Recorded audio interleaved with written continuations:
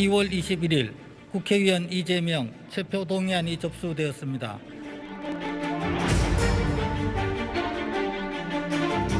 사 년 전 조국 장관 모습과 어찌 그리 흡사한가요? 이재명 대표가 정말 민주당이 좀 현명한 생각을 할 때가 됐다.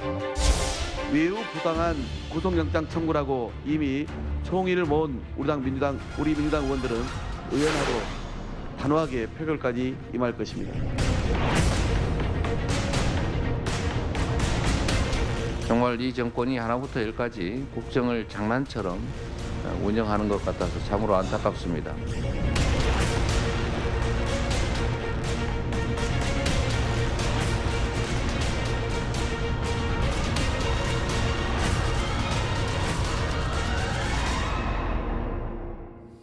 네, 보신 대로 민주당 이재명 대표 체포 동의안 어제 이제 국회 본회의에 보고가 됐고 이제 표결을 이틀 앞두고 있는 상황입니다. 결과에 따른 후폭풍과 또 정치권 쟁점들을 지금부터 전문가들과 함께 짚어보도록 하겠습니다. 네, 최병욱 시사평론가, 김광삼 변호사, 김현정 민주당 대변인, 장현주 변호사 함께합니다. 안녕하세요. 안녕하세요. 네, 안녕하세요. 네, 주제 바로 보시죠. 자, 체포 동의안의 표결 다음 주 월요일인 27일입니다. 이재명 대표와 당 지도부는 부당한 구속영장 청구라면서 지금 표단속에 나서고 있는 상황이고요. 국민의힘은 방탄의 철옹성에서 나오라 이런 입장입니다. 먼저 김현정 변호사 대변인께 여쭤봐야 될 것 같습니다. 현재 지금 민주당 내 분위기는 어떤지를 먼저 좀 전해주시죠. 네, 며칠 전에 의총을 통해서 이 내용을 논의했었는데 네.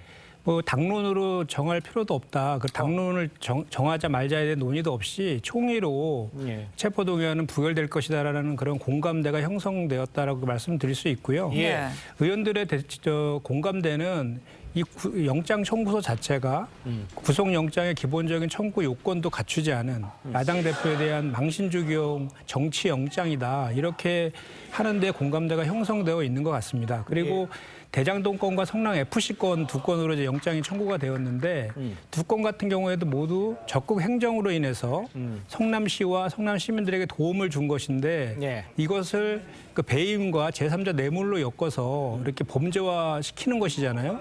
이런 것이 만약에 국가와 지자체장의 이런 적극 행정 그리고 정책 결정들이 모두 범죄가 된다고 하면 전국에 있는 모든 지자체장들은 잠재적 범죄자가 될 수밖에 없다. 이런 측면에서 이제 우리 내부 의원들의 공감대가 형성되어 있고요. 그리고 또 하나 주목할 것은 이 대장동 사건 같은 경우에는 사실 얼마 전에 50억 그 퇴직금 무죄 선고에서 드러났듯이 이 민간 토건 세력들과 검찰, 언론, 정치권과 연관된 비리게이트의 측면도 대단히 있는데 그거에 대한 수사들은 하지 않고 인허가 관련된 이재명 대표와 관련된 수사에만 집중하고 있는 이 검찰권 남용에 대한 문제도 지금 지적해서 그와 관련된 특검도 강하게 주장하자 이런 이제 공감대가 형성되어 있다 이렇게 말씀드립니다. 그런데 체포동의안이 가결되려면 이 재적 의원 과반 출석, 또 출석 의원 과반 찬성이 필요한데요. 지금 민주당은 압도적 부결을 좀 자신하고 있다 이런 좀 분위기가 전해지는데 실제로 좀 어떻습니까? 그렇습니다. 일단 169석의 민주당 의원들이 있고 지난번 노웅래 의원의 체포동의안 같은 경우에는 부결표가 161표였습니다. 이번에는 그것보다 더 많은 표가 나와서 압도적으로 부결될 것이다라는 것이 대부분의 예상입니다. 이제 언론에서는 일각에서 뭐 비명계의 어떤 의원들이 뭐 가결표를 던지지 않겠느냐 이런 예측도 있었지만 사실상 내부 실제 분위기를 보거나 아니면 지금 대변인님이 말씀 주셨던 것처럼 의총에서의 분위기를 보았을 때는 일단 이거는 개파라든지 뭐 친명이냐 비명이냐 이런 것을 떠나서 이 검찰 수사 자체가 너무 무도하고 그리고 이재명 대표를 향한 야당 정적 제거를 위한 수단으로 불공정한 검찰 수사가 되고 있다라는 부분에 대한 공감대가 있으시기 때문에 이번 표결 자체는 압도적으로 부결될 것이다라는 예측이 많은 편입니다. 일단 전체적으로 분위기면은 압도적인 부결이라는 얘기를 하고 있습니다만 그러면 일반 시청자들이나 국민들께서는 뭐를 중점적으로 보면 될까요? 이 표결에 관해서는. 근데 압도적 부결이라고 하는데요. 자, 이제 민주당만 169석이잖아요. 그렇습니다. 그렇죠? 그러면 이게 150표가 나오면은 150표가 반대 이러면은 부결이 되거든요. 그러면은 이게 뭐 한 19 민주당만으로 따질 때 이렇게 되는데 이게 이제 압도적 부결은 그럼 몇 표 정도의 이탈표가 있을 때 압도적 부결이라고 하느냐 뭐 이런 기준도 서로 좀 다를 수가 있는데 저는 그냥 개인적으로 예를 들어서 한 그 10표 미만 뭐 이탈표가 아니면 5표 미만 이 정도 나오면 압도적 부결이라고 충분히 할 만하다 이렇게 생각이 들거든요. 민주당 내에서. 민주당 내에서. 그러니까 뭐 민주당 외에 다른 데는 사실 의석 자체가 얼마 안 되고 네. 뭐 정의당이나 아니면 또 무소속도 예. 다 저 친민주당 무소속입니다. 그렇기 때문에 아마 10표, 5표에서 10표 그 이내로 이탈표가 있으면 압도적 부결이라고 할 수 있는데 예. 이재명 대표로서 어떤 최악의 상황이다 하면은 물론 가결이겠지만 예. 아마 차악의 상황이다라고 할 정도면 가까스로 부결되는 것. 부결은 되지만 이탈표가 꽤 많다. 그래서 예를 들어서 뭐 150 뭐 한 2, 3표 정도의 그 부결표가 나왔다 이러면은 아슬아슬하죠. 네네. 이렇게 되면 사실은 체포동의안이 이번으로 끝날 게 아니거든요. 예. 그렇게 되기 때문에 이재명 대표로서는 아마 마지막 순간까지 이른바 표단속을 하고 있는 것으로 보여요. 예. 그러나 뭐 저도 뭐 거의 압도적 부결 분위기인 것은 맞는 것 같다. 이렇게 판단이 됩니다. 알겠습니다. 이런 와중에 정의당에서는 이 대표의 불체포 특권 포기를 요구하고 있습니다. 이은주 정의당 원내대표의 목소리 들어보시죠. 그간 이재명 대표는 무고를 주장하며 검찰 수사에 협조해 왔습니다. 말씀대로라면 영장 심사를 거부할 이유가 없습니다. 이재명 대표 또한 지난 대선에서 폐지를 공약하신 바 있습니다. 특권을 포기하고 영장 심사를 받는 것이야말로 그 말에 책임지는 행동입니다. 그러니까 이 체포 동의안이 그러니까 체포에 간다는 뜻이 아니라 영장 실질 심사를 받아라. 그러니까 가서 받고 되면 되는 문제 아니냐 이런 지적인 것 같은데 거기에 대해서는 어떤 느낌이세요? 이건 정의당의 당론이고요. 이제부터 불체포 특권의 어떤 포기에 대한 것은 정의당이 항상 주장했던 내용이죠. 네. 그래서 불체포 특권을 포기한다고 해서 또 불체포 동의안이 뭐 가결된다고 해서 구속되는 건 아니거든요. 네. 그러면 실질적으로 체포 동의안은 정치적 행위예요. 예. 죄가 있고 없고를 따지지 않잖아요. 그러면 이게 어떤 정치로 이익 불이익을 따져서 가결과 부결을 시키는 거고 예. 실제로 죄가 있는지 없는지 여부는 영장심사와 이제 재판 아니겠습니까? 예. 일단 정의당 자체는 포기하고 가서 영장심사를 이제 받아라 그런 취지인 것 같아요. 또 뭐 이런 내용은 이재명 대표도 수없이 주장했던 내용 아닙니까? 네. 그런데 이제 상황이 변했다는 얘기를 좀 많이 하고 있는데 예. 일단 뭐 정의당이 6명이에요. 그래서 6표 정도 되는데 6표가 중요한 게 아니고 지금 민주당이 169석의 압도적인 걸 가지고 있잖아요. 그러면 지금 무소속이 한 6명이단 말이에요. 예. 근데 그중에서 한 3명 정도는 뭐 부결하겠다고 얘기를 하고 있기 때문에 예. 169에다 그냥 뭐 보장이 된 게 172표라고 한다면 예. 여기에서 이제 과연 이탈표가 어느 정도 되느냐 문제인데 아마 전적으로 지금 비명계 의원들도 부결을 시키겠다, 가결을 시키겠다는 입장을 취하지 않고 있는 분들이 상당히 많아요. 그러면 일단은 뭐 부결로 가는 것 같고 그럼 부결되고 나서 이재명 대표의 어떤 입장 아니면 어떤 행동이 어떤 뭐 변화된 게 있을 것이냐 예. 그런 부분에 관해서 관심을 좀 많이 갖는 것 같은데 일단 뭐 저는 부결될 거는 걸 보이고 예. 부결이 되건 가결이 되든 예. 어쨌든 간에 민주당에게는 굉장히 치명적이 될 것이다 이렇게 봅니다. 알겠습니다. 전체적으로 이제 부결이 의견이 많습니다만 대변인 교수기에 정의당 대변인이 말하는 것도 뭐 나름 일리는 있어. 왜요? 실질 심사를 받아서 판사 앞에 가서 얘기하면 되지 않느냐. 체포는 아니다는 이 얘기잖아요. 어떻게 보십니까? 그러니까 정의당은 그전부터 해왔던 일반적인 얘기를 이제 하고 있는 것 같아요. 이제 네. 김건희 특검법 관련해서도 마찬가지 입장인 건데 예. 그것도 먼저 그 소환해서 수사부터 해라라고 이제 요구하고 있는 것이고 하지 않으면 특검도 수용하겠다라는 입장으로 지금 이제 바뀌고 있는 것인데요. 네. 제가 이제 그 정의당의 원칙적인 입장 외에 지금 현재 우리 민주당 입장에서는 이 검찰권 남용에 의한 영장 청구다라는 그 구체적인 그 사실관계들을 좀 더 살펴봤으면 하는 그런 좀 바람이 있고요. 예. 사실 저희 이재명 대표가 그 수사와 재판을 거부하고 있는 것이 아니지 않습니까? 저희가 지금 우리 여당의 패널분들께서는 이게 그 뭐 당당하면 영장 실심사에 응하면 되지 않느냐라는 논리를 피지만 네. 반대로 저희 입장에서 보면 어차피 불구속 재판이 원칙이잖아요. 무죄 추정이 원칙이고 그래서 재판에 가서 증거를 통해서 다투겠다는 게 이재명 대표의 입장이고 그동안 3차례 소환에도 다 응했단 말입니다. 네. 그래서 그리고 이제 실질적으로 현실적으로 들어가 보면 영장 실질 심사가 이제 보면 발부율이 82.2%더라고요. 그리고 제가 통계를 보니까 2015년부터 21년 사이에 구속 기소돼서 무죄 판결 받은 사례가 905건이 있더라고요. 네. 그래서 이제 무슨 말이냐면 구속영장 실질심사 같은 경우는 단 하루 만에 네. 이 건 같은 경우는 173페이지에 달하는 영장 청구지 않습니까? 그것은 검찰의 일방적인 주장들인데 그 많은 내용들을 가지고 단 하루 만에 반박해서 받아내는 게 현실적인 좀 어려움도 있는 것이고 또 검찰권의 남용에 의한 영장 청구라는 규정을 하고 있기 때문에 그 단계인 재판을 통해서 다투겠다는 게 이재명 그 대표의 입장이기 때문에 뭐 수사나 재판을 기피하거나 이런 건 절대 아니다 이 말씀을 드립니다. 알겠습니다. 네, 일단 이재명 대표는 지난 23일 기자 간담회를 자청하고 이 검찰이 제기한 혐의들을 조목조목 반박했습니다. 이에 대해서 한동훈 장관은 그런 주장은 판사 앞에서 하면 된다 이렇게 좀 강하게 맞받았는데 두 사람의 목소리 먼저 들어보시죠. 법치에 탈을 쓴 사법 사냥이 일상이 돼가고 있는 폭력의 시대입니다. 국경을 넘어서 오랑캐가 불법적 침략을 계속하면 열심히 싸워서 격퇴해야죠. 말씀이 점점 험해지시는 거 말고는 뭐 새로운 얘기가 있는 것 같지는 않은데요. 바로 그 얘기를 판사 앞에 가서 하시면 됩니다. 본인에게 제기된 여러 가지 소위 뭐 사법 리스크를 일거에 조기에 해소할 좋은 기회일 텐데. 제가 그분 얘기에 무슨 말을 하겠습니까? 그분의 의견일 뿐이니까 그분 의견은 그분한테 들으십시오. 그런 것보다 제 주변에 압수수색 횟수가 332번 지금 하고 있다고 합니다. 검사 독재 정권이라는 걸 보여주는 것입니다.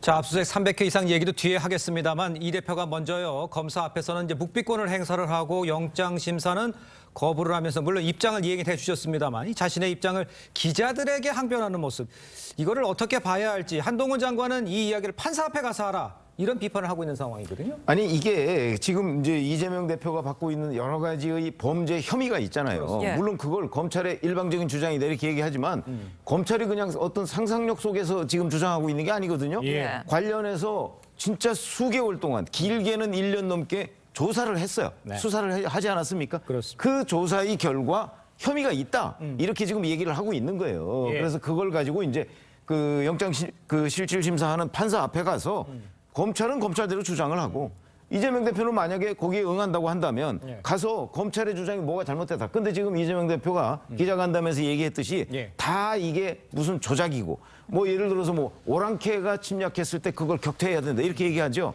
그럼 대한민국의 어떤 판사가 오랑캐가 침략했을 때 그거 잘 됐다고 박수 칠 사람이 어디 있습니까? 그렇죠? 그러면 이제 그거 기각할 거 아니에요. 그렇죠. 만약에 우리가 이런 거 한번 상상해 보시죠. 이재명 대표가 기자간담회에서 얘기했던 대로 정말 저런 그 얘기를 판사한테 했더니 판사가 영장 기각 이렇게 했다고 하면 검찰이 앞으로 수사할 수 있겠습니까? 이재명 대표 관련해서? 할 수 있죠. 그런 점을 저는 한동훈 장관이 지적하고 있다고 생각을 합니다. 그러니까 정말 자기가 뭐 떳떳하고 그렇다면 나가서 영장 판사 앞에서 영장 판사를 설보고 시키면 되잖아요. 예. 그 2018년에 권성동 의원이 바로 그렇게 해서 기각되고 나중에 1, 2, 3심 다 무죄 받았습니다. 왜 이재명 대표는 2018년의 권성동 의원과 달라야 하는가 그런 부분에 관해서도 저는 국민들 앞에 설명을 해야 된다고 봅니다. 예, 장현준. 사실 그 이재명 대표 같은 경우에는 지금 일반적인 피의자라고 보기는 어렵고 야당 대표의 신분도 있기 때문에요. 물론 검사 앞에서 또 판사 앞에서 이야기할 내용들도 있겠지만 국민들께 말씀드려야 될 부분들도 나름대로의 야당 대표로서 갖고 있는 책무라고 할 것입니다. 기자간담회라고 하지만 기자님들에게 얘기를 했다기보다는 그 기자들이 듣고 있는 그 뒤 너머의 국민들께 말씀을 드렸다라고 봐야 될 것 같고요. 한동훈 장관이 기자 앞에서 말할 게 아니라 판사 앞에 가서 말을 하라고 했지만 사실 기자 앞에서 그리고 국민들께 해야 될 말이 분명히 있다는 부분도 관가해서는 안 될 것 같습니다. 그리고 한동훈 장관이 뭐 무고하다면 뭐 판사 앞에 가서 이야기를 하면 될 거 아니냐라는 취지로 계속 말씀을 주시는데 장관은 계속해서 우리나라는 형사사법 시스템이 돌아가는 나라기 때문에 그 시스템 안에서 해결을 해라라는 취지로 말씀을 하시는 것 같습니다. 그러나 그 형사사법 시스템 안에 누군가를 넣고 말고의 결정도 검찰이 하고요. 모든 재량권이 검찰에게 있습니다. 수사를 할지 말지 기소를 할지 말지의 여부도 검찰이 재량권을 갖고 있는 것인데 민주당이 판단하는 것은 이 수사 자체가 부당한 것이고 영장 청구도 모두 부당한 것이기 때문에 응할 수가 없다라는 그 기본적인 기조인 것이고요. 사실 판사 앞에 가서 말을 해라라고 말씀 주시기 전에 일단 민주당 의원으로서 그리고 야당 대표로서 받고 있는 이 불공정한 수사에 대해서도 과도한 수사에 대해서도 한번 생각해 주셨으면 좋겠습니다. 아니 그러니까 불공정한 수사, 검찰의 수사에 대해서 지적하시는 건 이해를 하는데 그거를 판사 앞에서 가서 본인이 증거도 없고 아무 조작된 것이다라는 것을 판사가 그걸 동의를 해주면 그러면 문제는 오히려 쉽게 간단히 풀릴 수 있다는 지적에 대해서는 어떻게 생각하시냐고 여쭙습니다. 그거 자체는 민주당 자체는 이 영장 청구 자체도 부당한 청구라고 판단을 합니다. 그렇기 때문에 검찰이 짜놓은 판에 끌려가지 않겠다는 판단인 것입니다. 검찰이 영장 청구를 하고 그리고 실제 심사가 열려서 그 앞에 가는 모습 자체 그리고 수갑을 찬 그 이재명 대표의 모습을 보여주는 것 자체가 검찰이 노리고 있는 것이다라고 판단을 하기 때문에 그 흐름대로 가지 않겠다는 것이고 그렇기 때문에 국회의원이 가질 수 있는 불체포 특권을 쓰겠다는 그런 판단으로 보입니다. 장 변호사께서 말씀하신 것처럼 좀 수사가 부당하다 이 의견과 비슷하게 이 대표가 제 주변을 압수수색한 횟수가 300건이 넘는다 이런 말을 좀 계속 반복했거든요. 검사 독재 정권임을 보여주는 상황이다 이런 말까지 나왔는데 압수수색과 지금 구속영장 이 발부가 좀 무리하다고도 생각하시나요? 일단 뭐 332회라고 특정을 했잖아요. 이걸 뭘 근거로 했는지 모르겠어요. 검찰이 통보하지는 않았을 거 아니에요. 네네. 내가 당신 주변에 대해서 332회를 했다. 그게 이제 과장될 수도 있고 또 뭐 맞을 수도 있겠죠. 그런데 지금 자기 주변과 관련된 어떤 압수수색에 대한 이제 부당성 이걸 하기 위해서 이제 횟수를 정확하게 얘기한 것 같아요. 이제 정확할지 안 할지는 모릅니다. 근데 우리가 조국 사태 때 보지 않았습니까? 항상 조국을 변명할 때는 압수수색 몇 회 했다고 맨날 얘기를 해요. 근데 지금 그게 중요한 게 아니고 지금 이재명 대표는 말이죠.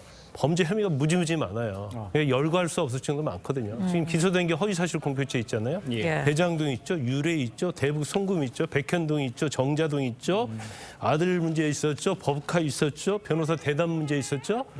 그러면 이 혐의가 뭐 한 10몇 가지 된단 말이에요. 물론 뭐 인정될 거 있고 안 될 거 있지만 그러면 그걸 판단하면 압수수색해야 하지 않겠어요? 더군다나 대장동과 관련해서는 압수수색하려고 하면 이재명 대표 한 명만 있는 게 아니죠. 남욱, 유동규, 김만배 한 열댓 명 있잖아요. 거기에 성남도시개발공사 있죠. 성남시 있죠. 그다음에 화천대에 있죠. 김만배와 관련된 게 있어요. 그래서 이걸 밝히려고 하면 압수수색은 많아질 수밖에 없다. 그리고 압수수색 자체가 검찰은 그냥 압수수색 영장을 청구하면 법원서 발부해 주는 게 아니고 법원서 심사를 하는 거예요. 그래서 어느 정도의 압수수색의 필요성이 있고 이런 것들에 대해서 소명이 됐을 때 이제 압수수색을 하는 거거든요. 그런데 이제 횟수만 가지고 나를 이렇게 핍박하고 있다. 이제 부당한 수사다. 검찰권이 이제 압수수색을 오남용하고 있다. 이런 걸 자체는 이제 나타내려고 횟수를 갖다가 적시하는 것 같습니다. 알겠습니다. 근데 이 332회라는 것이 진짜 뭐 검사해 보셨으니까 아시지 않습니까? 이게 정확히 332회를 횟수를 말하는 건지 아니면 압수수색을 가서 무슨 사무실에 테이블 하나 이렇게 다 카운트해서 한 걸 포함한 가운데 이거는 아직 여기 알 수 없는 거죠? 잘 모르겠고요. 일단 이제 팩트 체크를 아까 해봐야 한다는 얘기를 했잖아요. 아마 검찰도 이재명 대표 주변에서 압수수색을 몇 번 했는지 통계되지 않았을 거예요. 왜냐하면 수사 필요할 때 그때 하는데 야 이번이 몇 번째야? 300자? 331번? 332 오지 않거든요. 검찰도 사실은 300번 이상 했는지 안 했는지를 모르고 있다. 왜냐하면 그때 수사를 하기 때문에. 어제 최고위에서 그 얘기가 나와가지고 제가 들었는데 언론 기사 기준으로 해서 332건이고요. 하루에 뭐 2군데, 3군데 이런 거는 한 번으로 친 거고요. 332건을 언론 기사에 나온 거를 통합했다 이렇게 얘기를 하더라고요. 박찬대 제국께서. 근데 이렇게 보시면 돼요. 법인카드 의혹과 관련해서 음식점 압수수색했잖아요. 그렇죠. 그게 이걸 한번 이게 말이라는 게 어다르고 아다릅니다. 음식점 100군데 넘게 압수수색했어요. 그거는 압수수색 한 번입니까? 아니면 100몇십 번입니까? 아마 그건 민주당에서 100몇십 번으로 셌을 거예요. 저는 압수수색 한 건이라고 보거든요. 한 건. 다만 압수수색 장소가 100 그때 뭐 28군데인가 뭐 이렇게 됐어요. 그러니까 아마 그런 식으로 세면 이제 뭐 300 뭐 몇 번 뭐 또는 뭐 400 몇 번이 될 수도 있겠죠. 근데 쉽게 얘기하면 이런 겁니다. 압수수색 횟수가 많다는 거는 그만큼 범죄 혐의가 많다는 거예요. 그렇죠? 범죄 혐의가 하나밖에 없으면 압수수색 아무리 여러 번 하려고 해도 한 10번, 20번 못 넘습니다. 그렇죠?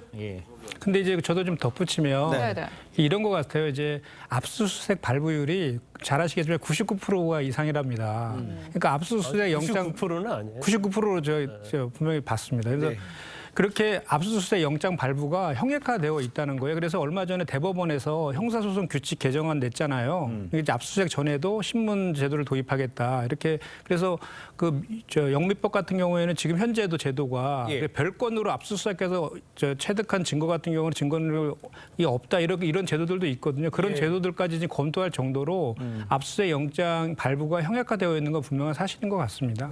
저희 나라도 별거는 압수수색하면 증거가 안 돼요. 그 다시 그걸 임의 제출을 받든지 다시 영장을 발부 받아야 하고 그다음에 이제 압수수색 관련해서 뭐 심사를 해야 한다 그런 얘기 많이 하는데 아마 이제 조국 사태 때도 압수수색 영장이 기각이 많이 됐었죠. 그래서 검찰에서 굉장히 불만이 많아요. 그래서 전에는 압수수색이 좀 영장 발부가 형식적으로 많이 이루어졌는데 뭐 한 5년 전, 10년 전부터는 굉장히 좀 까다로워서 기각되는 게 많아서 검찰이 좀 불만을 많이 표출을 한 경우가 있죠. 알겠습니다. 자, 이제 또 궁금한 것이 이제 27일 체포 동의안 요청 사유 설명을 하게 되잖아요. 이제 구체적인 증거를 제시할지도 이제 주목이 되고 있는 상황인데 그 과거의 그 노웅래 체포 동의안과 관련해서 민주당 내에서 그 한동훈 장관의 설명에 기분이 나빠서 뭐 포가 절짓됐다 이런 얘기도 했잖아요. 그런 분위기는 뭐 어떻게 이번에 또 그런 일이 있을 수 있는 건가요? 사실 한동훈 장관이 그 노웅래 의원 체포동의안 설명을 할 때 굉장히 자세하게 마치 장관의 입장이 아니라 수사를 했던 수사팀의 검사처럼 설명하는 모습을 보였던 부분들 많이 기억하실 겁니다. 특히 뭐 돈 봉투가 부스럭거리는 소리라든지 이렇게 구체적으로 증거까지 적시하면서 피의 사실을 공표하는 거 아니냐라는 말까지 나왔었는데요. 그러나 그런 논란과 별도로 그런 논란들이 과연 국회의원들이 표결을 할 때 영향을 얼만큼 미쳤을까에 대해서는 또 많은 억측들이 있는 것 같습니다. 다만 하나하나가 다 헌법기관이라고 할 수 있는 의원들이 뭐 한동훈 장관의 그 발언 자체로 뭐 기분이 나빠서 가결할 거 표결했다 이렇게 보기는 좀 너무 과도한 해석인 것 같고요. 다만 한동훈 장관이 장관으로서 뭔가 국회에 설명하는 것을 넘어서서 뭐 구체적으로 피의 사실을 적시한다든지 아니면 진짜 수사팀의 검사처럼 영장 청구서 실질 심사에 가서 판사 앞에서 영장을 발부해달라고 말하는 그 검사의 모습같이 보이는 부분들은 분명히 국민들께도 많은 좀 충격을 줄 수 있다고 생각은 듭니다.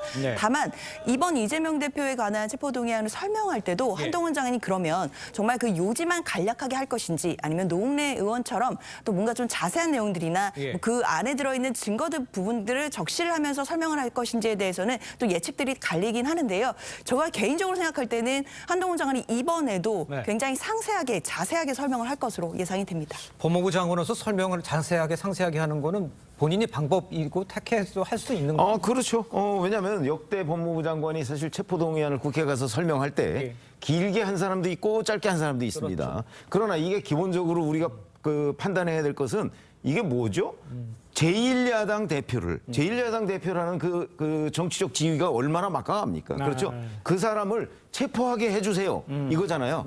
근데 그냥 대충 그 뭐 혐의 사실 뭐 좀 얘기하면서 체포해달라고 그러면 그 체포가 되겠습니까? 제1야당 대표인데 그냥 일반 국회의원 아니잖아요. 그러니까 제가 보건대는 한동훈 법무부 장관의 스타일도 있고 그다음에 또 하나는 제1야당 대표라는 정치적 지위에 걸맞게 왜 제1야당 대표를 여기서 체포를 해야 되느냐. 그 체포를 위해서 여러분들이 왜 가표를 던져야 되느냐 하는 거를 설명하려면 아마 조금 길어질 수밖에 없는데 지금 언론 보도를 보면 아마 노웅래 의원 체포동의안보다 조금 더 길어질 것이다. 뭐 이런 예상이 나오고 있습니다. 또 정확히 한번 좀 짚고 넘어가면요. 김 대변인께서 방금 말씀하신 압수수색 영장 발부율 2002년에 97.5%였고 2022년에 99%가 맞는 걸로 좀 다시 말씀을 드립니다. 또 부결이 우세하지만 지금 그 후의 상황이 좀 문제입니다. 비명계에서는 선 체포 동의안 부결, 그 후 대표 좀 사퇴론 이렇게 얘기가 나오고 있는데 지금 민주당의 실제 분위기 좀 전해주시죠. 그 사실 체포동의안 부결 이후를 가정해서 그 이후에 어떻게 할 것인가에 대한 논의는 전혀 한 적이 없고요. 하는 것도 사실 무의미하다고 좀 생각을 합니다. 근데 다만 이제 뭐 얼마 전에 대통령실에서 계속해서 이번에 영장 그 체포동의안 부결되면 계속해서 살라미 영장을 칠 것이다 이런 발언도 있었고 한동훈 법무부 장관이나 또 이원석 검찰총장이 이것의 정경유착이고 지역 토착 비리다라고 규정하는 그렇게 마치 이렇게 대통령실과 법무부, 검찰, 그 여당까지 해서 한 통으로 야당 파괴용 표적 수사를 하고 있다라는 그 징후들이 대단히 우리는 많이 보여지고 있거든요. 그거에 대해서는 강하게 대응해야 된다라는 그런 공감대는 이제 형성되어 있죠. 그래서 저희가 지금 추진하려고 하는 것이 아까도 제가 말씀드렸지만 대장동 사건의 본류 중에 하나가 50억 클럽이거든요. 네. 그거에 대한 대장동 특검법과 또 법 앞에 평등에서 선택적 수사라는 비판을 받고 있는 김건희 특검법을 쌍특검으로 해서 추진함으로 인해서 이런 선택적 수사 그리고 윤석열 검찰의 검찰권 남용에 대해서 이렇게 강하게 대응하려는 그런 기조는 지금까지 확인되고 있다 이렇게 말씀드립니다. 지금 김 대변인께서 부결 후에 뭐 어떻게 할 것이라는 것에 대한 얘기가 나오는 것도 없고 무의미하다 이렇게 얘기는 해주셨습니다만 실제적으로 민주당 비명계 조홍천 의원 발버둥 칠수록 사법 리스크가 커질 것이다. 또 친명계 좌장인 정성호 의원도 지금 사퇴를 말하는 건 부적절하다 이게 선을 그었습니다만 이제 목소리를 직접 들어보고 이야기를 좀 이어가도록 하겠습니다.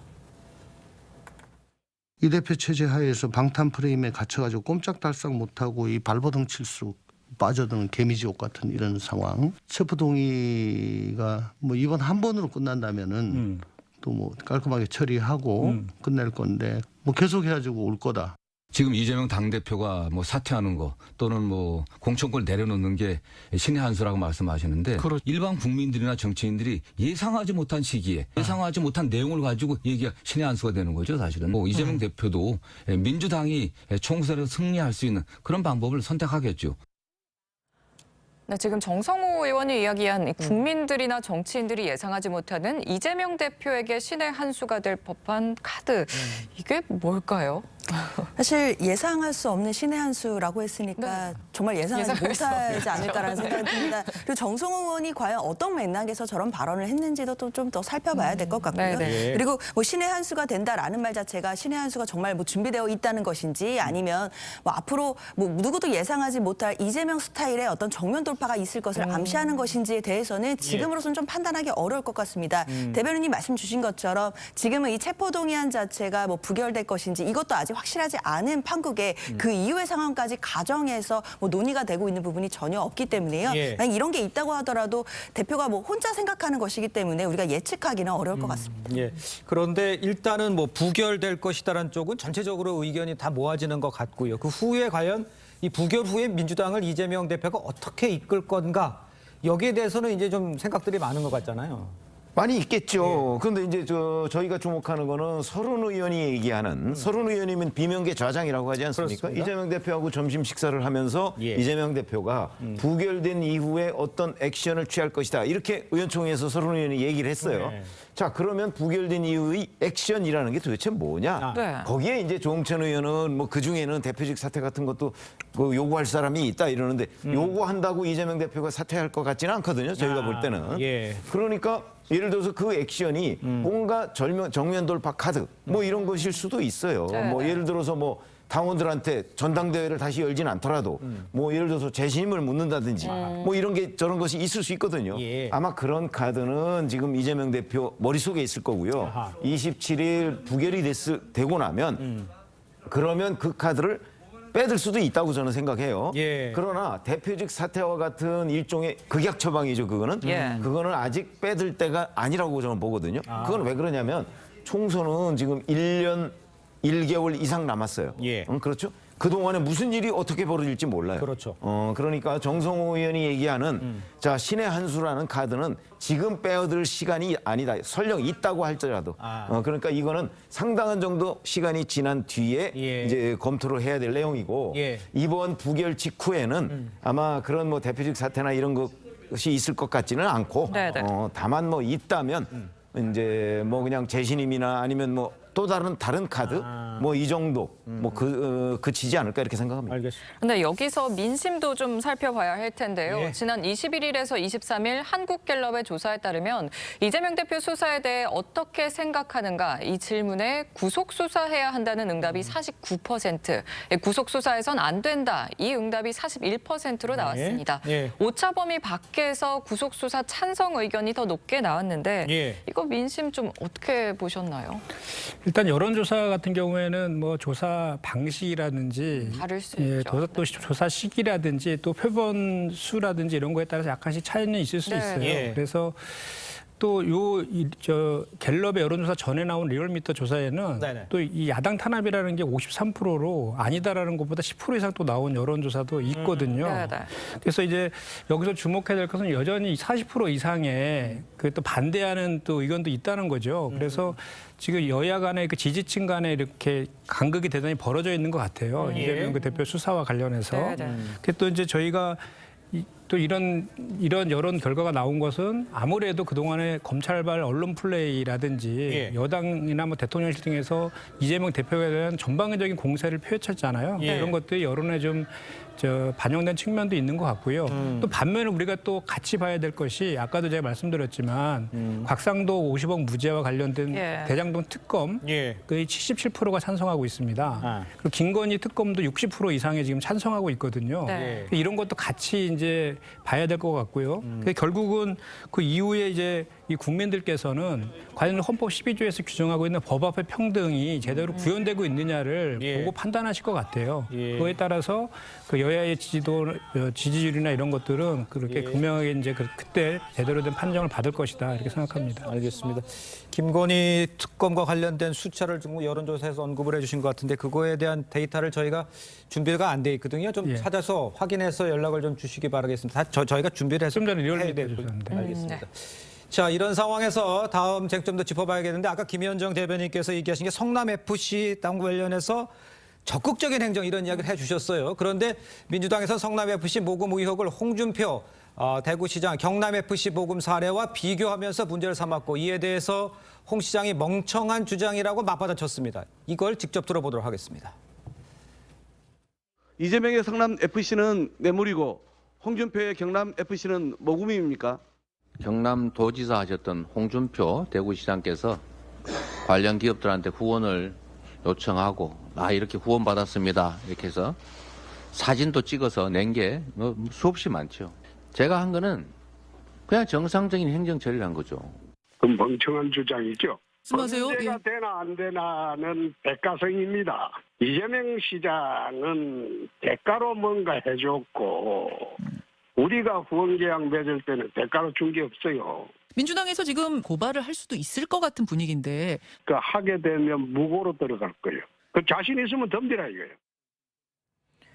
네, 홍준표 시장은 민주당이 이 건으로 자신을 고발할 경우 무고죄로 고소할 예정이라고 합니다. 민주당 입장은 어떤가요?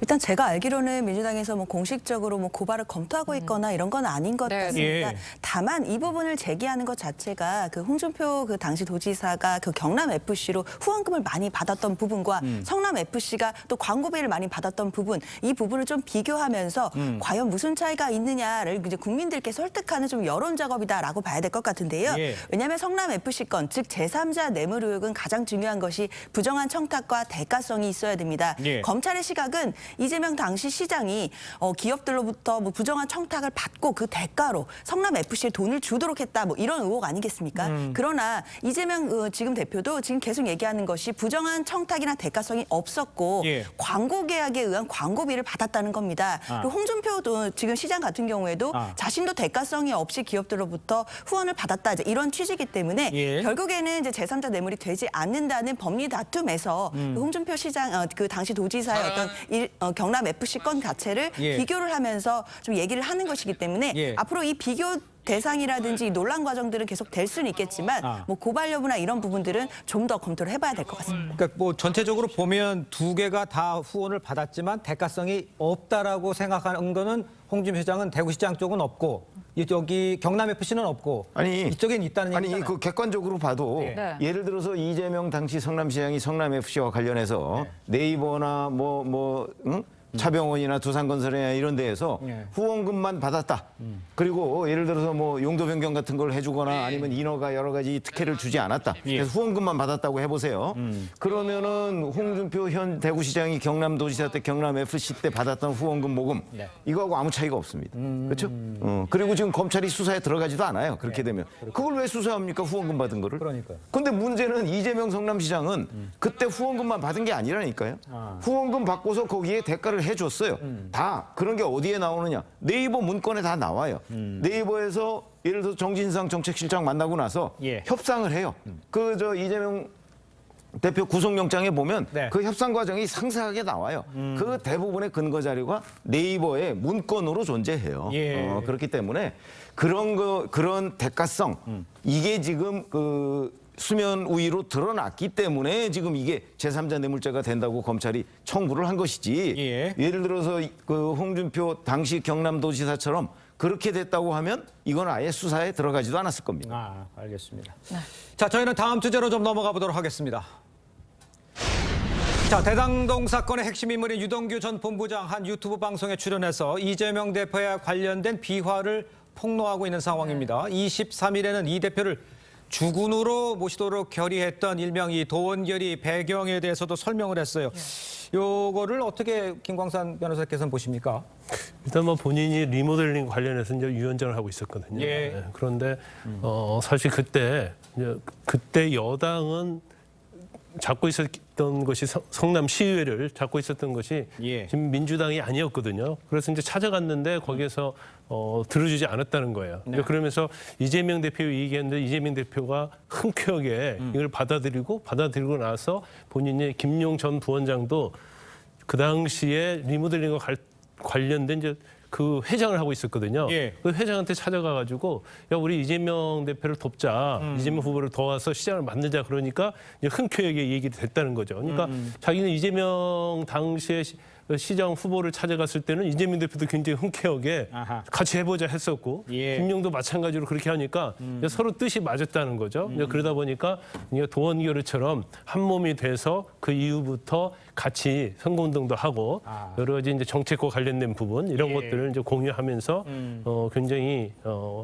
활동을 많이 하고 결국 시장도 만들었고 그 이후에 여러 가지 이제 좋은 일이 많이 있었다는 취지인 것 같아요.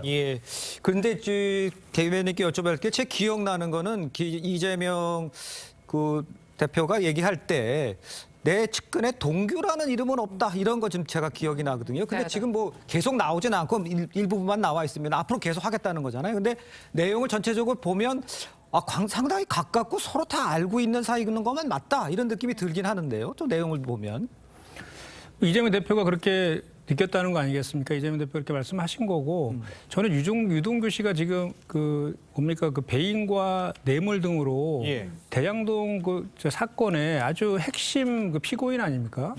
본인에 대한 범죄 혐의 소명할 생각을 안 하고 이재명 대표 폭로전에만 이렇게 나서는지 모르겠어요. 저는 형사 피고인이 유튜브나 언론 인터뷰 통해 저렇게 말을 많이 하는 거를 제가 본 적이 없습니다. 근데 제가 유동규 씨에 대해서 저분이 하는 진술들이 정말 신빙성이 없다는 거를 몇 가지만 좀 말씀을 좀 드릴게요. 저분은 원래 2021년 10월 달에 재판이 시작된 이후에 1년 뒤에 구속에서 풀려나잖아요. 그때도 많은 시각에서 이 플리바게닝, 검찰과 플리바게닝 정황이 있다. 원래는 뇌물이나 이런 거로 가면 무기징역까지도 가능한데 단순한 불법 대선 자금 전달자로 바뀌면 집행유예까지 나올 수 있다. 이래서 검찰의 수사에 협조하면서 본인의 형량을 낮추려고 하는 의도가 있는 거 아니냐 그래서 진술을 그때부터 번복하기 시작했는데요. 저분이 사실상 사실혼 동거녀와의 핸드폰 버리라고 증거인멸 교사한 재판에서 재판장이 처음에는 그거를 부인하다가 잔뜩에 자백을 하잖아요. 그래서 검사와 짰냐라고 판사가 지적까지 합니다. 그리고 검사가 200만 원 구형을 했는데 1년 징역을 선고하는 경우도 있었어요. 그리고 또 유동규 씨가 남욱한테 2012년도에 우리가 이게 돈 주고받는 거 이재명 당시 성남시장이 알면 우리 다 죽는다. 이 얘기도 했었고 그다음에 2020년 말에 이재명과 결혼했다라고 정황 녹취록이 다 나오거든요. 그렇게 자유로운 상태에서 유동규가 했던 그런 진술들하고 정권 바뀌고 수사검사 바뀌면서 제가 아까 말씀드린 구속에서 풀려난 이후에 바뀐 진술하고 어떤 게 더 신빙성이 있는지에 대해서 우리가 좀 판단해 볼 필요가 있고요. 그래서 저는 여전히 유동규 씨의 전원 진술 428억의 약속도 김만배로부터 지금 탄핵당하고 있는 거 아닙니까? 무엇 하나 유동규 씨가 주장하는 내용 중에서 그거를 뒷받침할 만한 물증이나 진술 같은 게 전혀 없거든요. 근데 우리가 유동규 씨 말에 의해서 검찰은 유동규 씨 말만 저렇게 신뢰하고 하는지를 저는 오히려 더 반문하고 싶습니다. 말씀하신 것처럼 물증이 더 있으면 좋을 것 같은데 유 전 본부장이 지금 100화가 넘는 유튜브 방송을 통해서 장기 폭로전을 좀 이어간다는 계획이거든요. 근데 정진상 전 실장 측이 제지 요청 의견서를 제출할 예정이다. 이런 보도가 있었어요. 이건 어떻게 좀 들으셨어요? 그러면 유동규 전 본부장의 어떤 유튜브 이거 자체는 이제 여론으로 따지면 굉장히 좀 불리하게 미칠 거예요. 그렇기 때문에 이제 그거에 이제 신경 쓰기 싫다는 거고 또 이재명 대표는 또 정치인이잖아요. 그렇기 때문에 아마 저런 내용들 중에서 뭔가 이전에 밝혀지지 않았던 이제 그런 내용을 갖다 얘기하게 되면 뭐 이재명 대표에도 좋은 건 아니겠죠. 그래서 더군다나 지금 재판 진행 중이잖아요. 근데 재판 진행 중인데 밖에서 어떻게 보면 법정 외에서 이런 거 한 행위에 대해서 굉장히 좀 부담스럽게 느껴질 수 있겠죠. 그래서 아마 좀 하지 말아달라고 요청서를 보낸다고 하는데 근데 사실 이것은 뭐 받아들이겠어요. 이미 100회까지 하겠다고 이미 애고를 한 상태이기 때문에 계속 진행될 가능성이 크고 그 유튜브에서 한 얘기가 사실 이제 법에서는 받아들이지 않아요. 법정은 이제 증거로 하기 때문에 아무리 이재명 대표의 불리한 얘기를 했다 하더라도 그것이 검찰 수사기관이나 법정에서 증언을 했는데 그 증언 자체가 재판에 증거로 쓰인다면 불리하게 작용하겠지만 유튜브에서 나온 이야기 자체는 그렇게 영향이 없다. 하지만 일종의 이것은 이제 여론전이다. 이렇게 보면 될 것 같습니다. 일단 유동규 씨가 하는 얘기 중에서 동규란 이름은 난 아는 사람이 없다 측근에 이런 것도 설명이 되는 거 아니에요? 내가 가까이 하는 참모 중에 동규 뭐 이런 이름은 없다. 이게 이제 정확한 워딩입니다. 그러니까 이제 정진상, 김용 정도는 돼야 최측근이다 이런 얘기죠. 그러나 그거는 이재명 대표 주장이고 당시 그 성남시의 여러 언론 매체들을 보면요. 이재명 성남시장의 장비 또는 뭐 성남시의 넘버 3 이게 유동규라고 다 나와 있습니다. 그럼 뭐 기자들이 다 그 엉터리를 취재해서 쓴 거는 아닐 거라고 저는 보고 그다음에 성남도시개발공사에서 유동규 씨가 사실상의 사장 노릇을 했다는 건 뭐 다 알려진 얘기고 성남도시개발공사가 성남시의 산하기관 중에서 가장 큰 산하기관입니다. 그렇죠? 가장 큰 산하기관의 사실상의 사장 역할을 한 사람이 그 성남시장의 최측근이 아니다? 뭐 판사가 판단하겠죠? 예, 알겠습니다. 자, 저희는 다음 주제로 좀 넘어가 보도록 하겠습니다. 자, 윤석열 대통령이 취임 후 처음으로 국가정보원으로부터 공식 업무 보고를 받았습니다. 윤 대통령은 북한의 도발을 무력화할 역량을 보여달라고 했는데요. 이번 방문 어떤 의미가 있다고 보는지 글쎄요. 저기 장현재 변호사께서 좀 설명을 해주실까요? 사실 대통령이 아마 이제 사진 찍고 뭐 이런 모습들도 나왔더라고요. 국정원 앞에서. 그리고 이제 자유수 이런 것도 강조하셨는데 그동안 계속해서 뭐 이 정부에 들어서 얘기하고 있는 그 자유라는 걸 또 강조했다라는 측면이 있는데요. 사실 국정원을 방문해서 힘을 실어주는 모습 자체는 이제 2024년 1월 1일자로 대공수사권이 이제 경찰로 이관이 되는 것 그것과 좀 연결을 짓지 않고 해석할 수 없습니다. 즉 국정원이 이제 갖고 있는 대공수사권 자체가요 내년이면 이제 경찰로 이관이 되는 것인데 지금 여권에서는 이 그 대공수사권 자체를 계속 국정원이 갖고 있어야 된다라는 주장들이 많이 나오고 있는 상태거든요. 그 부분에 대해서 대통령이 좀 힘을 실어주는 거 아니냐라는 해석들이 나오는 지점이고요. 다만 이 부분과 관련해서는 전 정부에서 권력기관 개편안의 일환으로 국정원의 대공수사권을 이관하기로 국정원법이 개정된 부분이 있습니다. 당시에 어떤 국민적인 컨센서스를 모아서 국정원법도 개정이 됐고 국정원이 개혁이 됐던 것인데 이것을 다시 뒤돌려서 대공수사권을 국정원이 가져야 된다라는 주장을 하기 위해서는 좀 더 타당한 근거들이 나와야 될 것 같고요. 국민적인 여론도 더 모아야 되는 거 아닌가라는 문제의식 분명히 있습니다. 알겠습니다. 윤 대통령은 북한의 도발 유형에 따라 정부의 비상체계를 맞춰야 한다 이렇게 거듭 주장하고 있습니다. 지난 8일 발언 들어보시죠. 현재 한반도와 이를 둘러싼 영내외 안보 상황이 매우 엄중합니다. 다양한 북한의 도발 유형에 맞춰 정부의 비상 대비 체계를 정비해야 합니다. 안보는 군인만이 하는 것이 아닙니다. 공직자들이 의식과 자세를 확고히 견지해야 합니다. 자, 근데 이제 북한은 올해 들어서도 이제 탄도미사일과 순항미사일 등을 연이어 발사하고 있는 상황이죠. 윤 대통령과 대북 정책 또 국정원의 역할 이런 것들은 어떻게 정립이 돼야 된다라고 볼 수 있을까요? 글쎄 윤 대통령의 생각이 아직 뭐 구체적으로 드러나 있지는 않은데 여권 관계자들이 부분적으로 얘기하는 것을 보면 내년 1월 1일부터 대공수사권을 경찰로 이관하는 문제를 아마 제동을 걸고 싶어하는 생각은 분명해 보여요. 그러니까 과거 뭐 DJ 정부나 아니면 노무현 정부, 문재인 정부처럼 국정원장이 자 뭐 북한에서 그 뭐 이러저러한 뭐 남북 대화하러 오는 사람들 안내하고 다니고 뭐 이런 거는 국정원의 역할이 아니다. 이거는 뭐 명확하게 윤 대통령이 인식을 하고 있는 것으로 보이고요. 그리고 잘 아시다시피 이 대공수사권이라는 거는요. 이게 뭐 하루아침에 확립될 수 있는 게 아닙니다. 그렇기 때문에 아마 윤 대통령으로서는 국정원 본래의 기능, 그러니까 대공첩보 수집, 그다음에 대공수사라는 본래의 기능으로 정상화시키려고 하는 노력, 이런 것들을 아마 올 그 연말까지 계속할 것으로 보이고 내년 이후 경찰로 넘어가더라도 그렇더라도 국정원의 그 대공수사 역량을 줄이지 않는 범위 내에서 그 경찰과 어떻게 그 협력할 수 있는 방안 아마 그런 걸 찾을 것으로 보입니다. 알겠습니다. 자, 정치권 소식은 여기까지입니다. 네 분과는 인사 나누도록 하겠습니다. 고맙습니다. 감사합니다. 감사합니다.